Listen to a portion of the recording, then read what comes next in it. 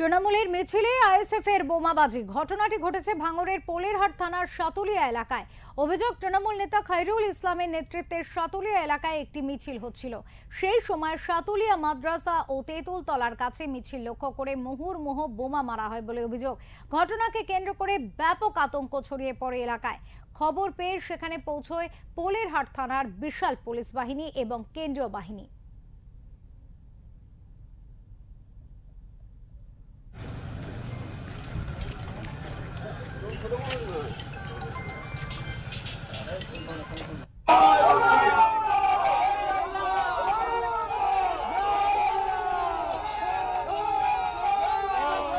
একটা চা চক্র করছেন কর্মীদের নিয়ে।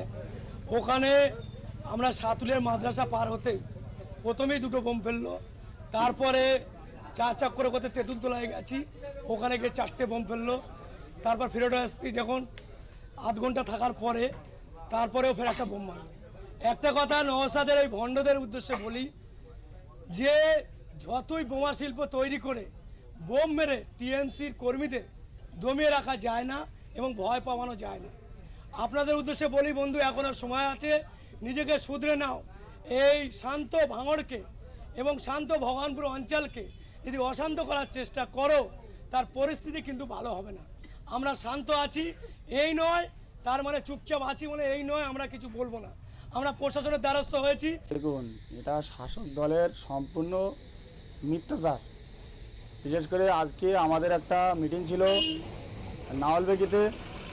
সেই জায়গায় আমরা মিটিংটা চলাকালীন আমরা সাতুল থেকে আমাদের এখানে ছেলেরা খবর দেয় যে এখানে সাতুলি খয়রুল বলে একজন কুখ্যাত সমাজবিরোধী আছে।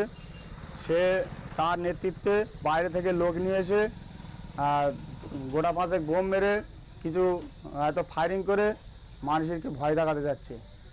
আমি সেই নেতাদের উদ্দেশ্য করে একটা কথা বলছি, সাতুলি উত্তপ্ত করে বা ভগবানপুরে উত্তপ্ত করে কোনো লাভ নেই।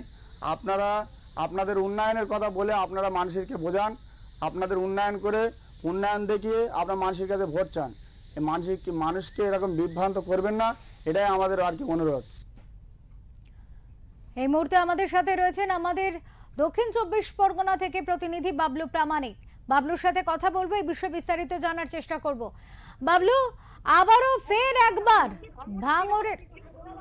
ভাঙড়ের বোমাবাজি। যেটা বলে রাখি যে সেই সময় তেঁতুল তলার কাছে মিছিল লক্ষ্য করে মারার অভিযোগ করে এই ঘটনা কেন্দ্র করে একাধিক বোমা মারা হয় বলে অভিযোগ। এই ঘটনায় কিন্তু ব্যাপক আতঙ্ক ছড়িয়ে পড়ে।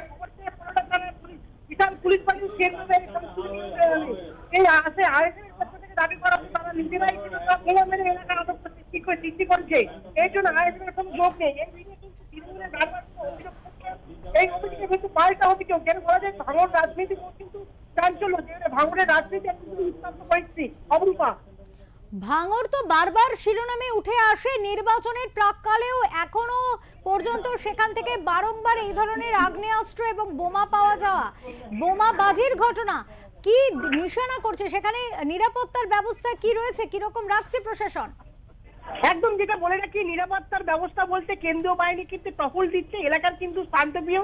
এবার বলে রাখি পুলিশ কিন্তু ঘটনাস্থলে পৌঁছেছে, তাছাড়া পুরো পুলিশ থেকে পিকেট করা হয়েছে যাতে ভাঙড়ে কোনো অশান্তি যাতে না হয়। পুরো ভাঙড় জুড়ে কিন্তু এলাকায় উত্তপ্ত পরিস্থিতি ছিল, সেটা কিন্তু অনেকটা নিয়ন্ত্রণ এসে গেছে। অবশ্য তৃণমূলের দাবি কিন্তু আইএসএফ বারবার করে এই ঘটনা চক্রান্ত করে কিন্তু তাদের উপরে আক্রমণ করছে। আইএসএফ এর পাল্টা অভিযোগ, কিন্তু তৃণমূলের দাবি ঘটনা কিন্তু রাজনীতি তোলপাড়। অবরূপা, অনেক ধন্যবাদ বাবলু তোমাকে।